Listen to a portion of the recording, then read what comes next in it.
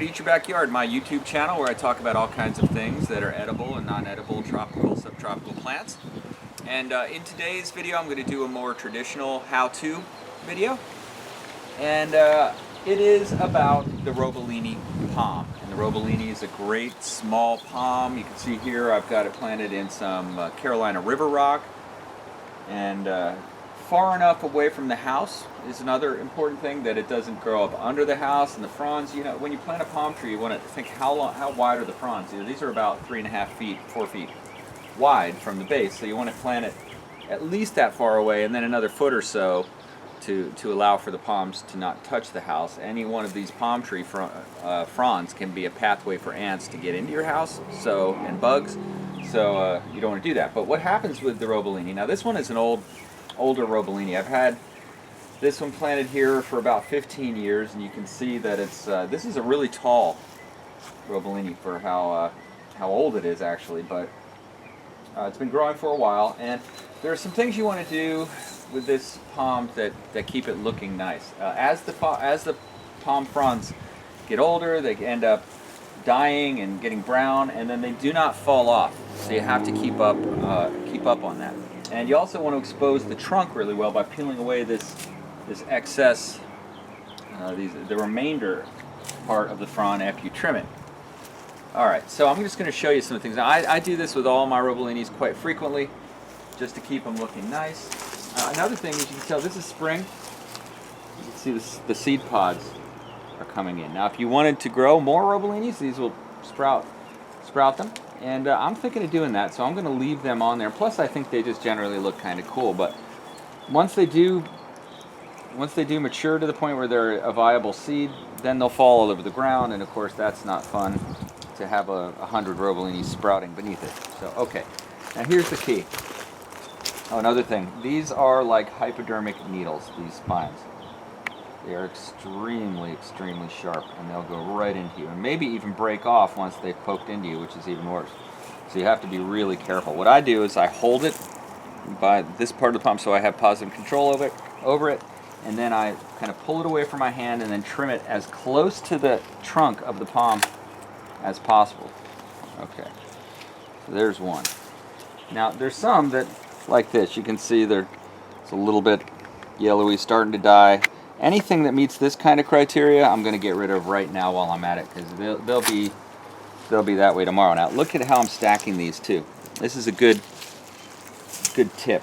Stack them all so that you can pick them all up from the side that doesn't have hypodermic needles on it. If you stack them both ways, you're going to get stuck in the hand. So I just stack them so they fit right together like that.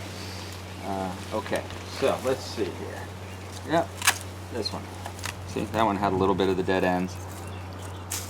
Alright, and you can see up here, if you look at the trunk, it's as close as possible. And as they get older, they'll come down and start to look like this, and that's when you can rip them off. One important thing is when you see how this just peels off, and I just throw it out in the yard because the mower will just mow that up. But when they get older, it gets very brittle, and as you clean it off, you get to see this trunk, and that's really what you want to do. See that trunk, and you see it by trimming them as close as possible. Now this is what I call a party foul, because I left a couple of the things on there, so if I were to go and reach and grab in there to pull these off, it could get me. Don't want to do that. That's one of the reasons we trim it so close. The other reason is that it looks good. That one's completely dead. Alright, so in short order, I'm even going to trim some that haven't started to die yet, just because I want it to look really sharp when I'm done. Now, one popular way to grow these trees is to grow them in clumps. That's the way this one is. It's actually two different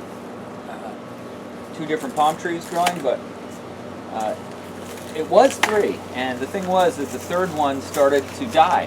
So when it started to die, I just got rid of it. And the reason is I didn't want whatever was happening with that, if it was a fungus or whatever, to start affecting the others. So I got rid of it, and the other 2 survived quite Well, all right, let's see. Let's take a step back. Go ahead and step back and take a look at what this looks like now. All right, I can see there's still some that are hanging down a little too low.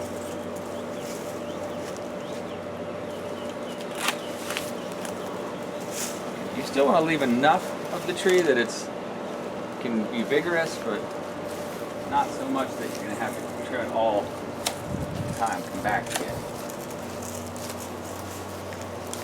See, there's a bunch of brown ones here. This amount of growth takes about 6 months to achieve when it's, gets to the point where you need to trim it. So I'd say about every 6 months you're going to want to trim yours if you have one, which is not really that bad. This is as clumping ornate palm trees go. This is a great pick just simply because it doesn't take a lot of maintenance. It's not real dirty. Like I said, the fact that the palm fronds don't disintegrate and just start falling off is actually kind of nice, because then you can choose time and place of dealing with them.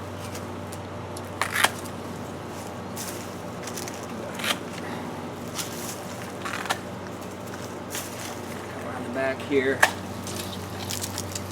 some old, these are the old seed casings. You can see sometimes there's critters living in there, so you want to be a little careful, but yeah, the old seed pods. And here's a pod here's a flower that has been already dropped its seeds. I must have missed.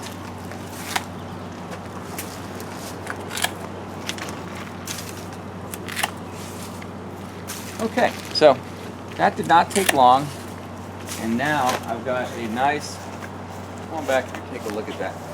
Now I've got a nice looking pumpkin palm set up, no brown dead leaves. You see the trunk nicely. In fact, I'd almost get rid of this one, but I think I'll just leave it. And that's the way you want it to look, and it didn't really take that long to do. So yeah, great choice, Robellini. You can definitely find them at most places which sell palm trees in Florida, Lowe's, nurseries, even Walmart usually has them. So it's very common palm tree. Very easy to care for. In terms of fertilizer for this one, mostly I just use lawn fertilizer. I think palm trees generally like lawn fertilizer. Palms are actually a type of grass, I believe, but I don't, when I say that, actually I start to realize that I think I might be making that up. Bamboo is a type of woody grass, but palm trees I'm not sure. But anyway, yeah, it's a great palm tree, and I'd recommend you get some for your yard. They're nice as specimens like this, I think, but you can also grow them with a base around them. I've seen a lot of applications where you have a shrub that's at a certain level and a ring around it, and then this in the center. That's a nice effect. There's a lot of things you can do with it. If you keep up on the fertilizing, the leaves will be nice and green like this one, and it'll kind of showcase your house. So hey, if you like watching videos like this where we talk about plants and how to care for them and all kinds of other neat stuff, go ahead and subscribe to Eat Your Backyard. It's my YouTube channel. I also have 2 other YouTube channels you might be interested in. One is Florida Fishy Finger. It's a fishing channel. The other one's Surf All Day A1A. So go ahead and check those out and subscribe if you're interested in them. And if you like this video, go ahead and give it a thumbs up and leave some comments. Thanks for watching.